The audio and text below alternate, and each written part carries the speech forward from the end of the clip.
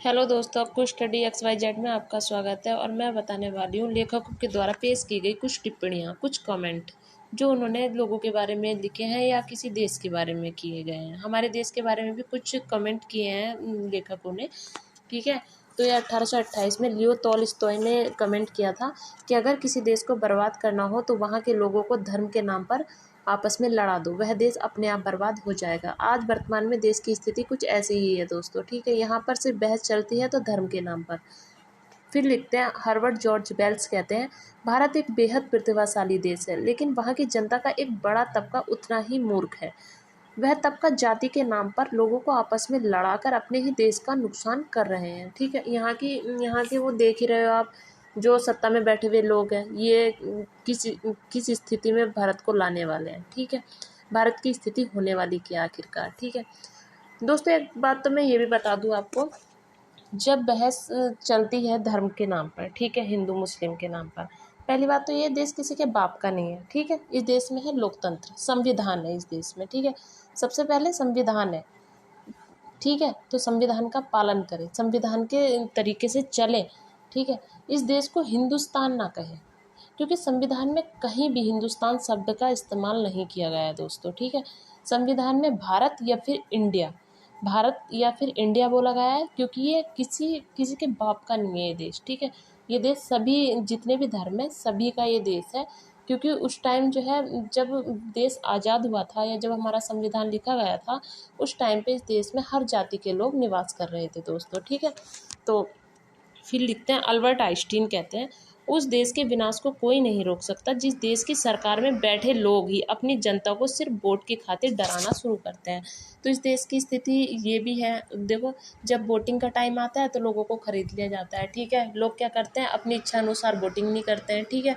तो यार क्या फ़ायदा है ऐसे लोकतंत्र में आने से, है जब तुम अपनी इच्छा के अनुसार वोट नहीं दे सकते हो, लोगों के बहकावे में आ जाते हो, अच्छे गलत को नहीं पहचान सकते हो तुम लोग, तो क्या करोगे फिर आने वाले टाइम में? तुम अपने बच्चों का भी फ्यूचर बर्बाद कर रहे हो फिर ऐसे, ठीक है।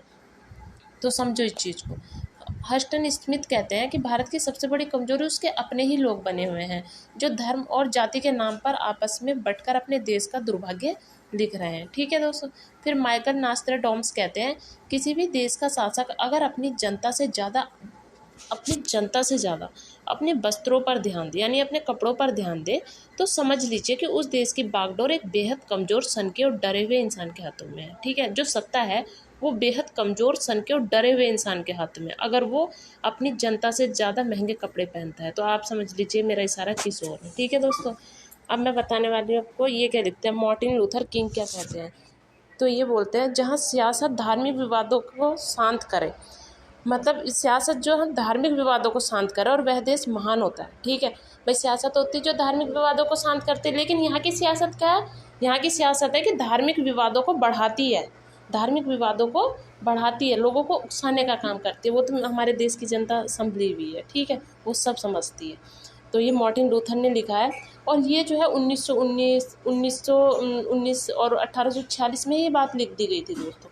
यहाँ पे ना और किसी मुद्दे पे बात नहीं चलती है, यहाँ पे सिर्फ और सिर्फ बात चलती है तो धर्म के मुद्दों पर बात चलती है, ठीक है। और किसी मुद्दे पर यहाँ कोई बात नहीं चलती है, ना तो महिलाओं की सुरक्षा के मुद्दे पर कोई बात चलती है कि हाँ भाई महिलाओं की सुरक्षा के लिए कोई कानून लाना चाहिए संसद में, कोई बिल पेश करना चाहिए कि नहीं करना चाहिए, ठीक है। यहाँ दिन दहाड़े रेप हो जाते हैं, लड़कियों के छेड़खानी होती है, कोई ऐसा कानून नहीं लाया जाता इस देश में, ठीक है। तो ये सब आप खुद भी समझिए। एजुकेशन के मुद्दे पर कोई बहस नहीं चलती है यहाँ पर, ठीक है। ना ही नौकरी के मुद्दे पर कोई बहस चल रही है। नौकरी लग रही है, नौकरी लगती लगती जा रही है लोगों की, ठीक है। अब देख लो UPSI का मुद्दा आप देख सकते हो, वहाँ उसमें कितनी धांधली चली है, ठीक है। तो जो बच्चे बेचारे ईमानदार हैं, जिन्होंने इतनी तैयारी की है, वो तो आज घर में है, ठीक है। और जो पैसे दे करके 10-15 लाख रुपये दे करके गए हैं, वो अच्छे से नौकरी पाएंगे, ठीक है। और जो उस मुद्दे के खिलाफ है, मान लीजिए UPSI के धरने पे जो बैठे हुए लोग हैं, बच्चे हैं, या तो उन पर लाठीचार्ज हो जाती है, मतलब जो अपने हक की लड़ाई के लिए गए हुए हैं लखनऊ में, या तो उन पर लाठीचार्ज हो रही है, या फिर उनके साथ कोई आ नहीं रहा है, ठीक है। तो सबसे पहले तो माँ बाप को समझना चाहिए कि अपने बच्चों को इन मामलों में बढ़ावा दें, ठीक है, रोके ना उन्हें, ठीक है। अगर वो अच्छा सोच रहे हैं तो उन्हें सोचने दें, उन्हें डरपोक ना बनाएं, ठीक है। तो हम डरते तब हैं जब हम गलत होते हैं, जब हम गलत ही नहीं होंगे तो हम डरेंगे क्यों। ठीक है दोस्तों, तो इस बात का ध्यान रखिएगा। अब ये देख लीजिए कि कोरोना जो ये अग्निवीर इन्होंने वो निकाली है, स्कीम निकाली है, अग्निवीर के तौर पर 4 साल नौकरी करेंगे। इसका क्या मतलब है, अग्निवीर के तौर पर 4 साल नौकरी करेंगे हैं? इसका क्या मतलब है भाई? अब जब नौकरी, खुद तो ये सत्ता में बैठने की कोशिश करते कि हम पूरे टाइम तक सत्ता में बैठे रहें, ठीक है, और जो नौजवान है वो सिर्फ 4 साल नौकरी करके घर में बैठ जाएंगे, ठीक है। ये क्या मतलब होता है इसका? तो इन बच्चों के साथ आइए, जो जवान है उनके साथ आइए, ठीक है, चाहे माँ बाप हो, कोई भी हो भाई, अपने बच्चों के साथ रहिए, ठीक है। अधिकतर माँ बाप बढ़ावा नहीं देते हैं बच्चों को, डराते हैं वो, ठीक है, घर में बैठाने की कोशिश करते हैं। तो ज़्यादा से ज़्यादा कॉन्स्टिट्यूशन पढ़िए, संविधान को पढ़िए, ठीक है, ताकि आप अपने हक की लड़ाई लड़ सकें। ठीक है दोस्तों, थैंक यू।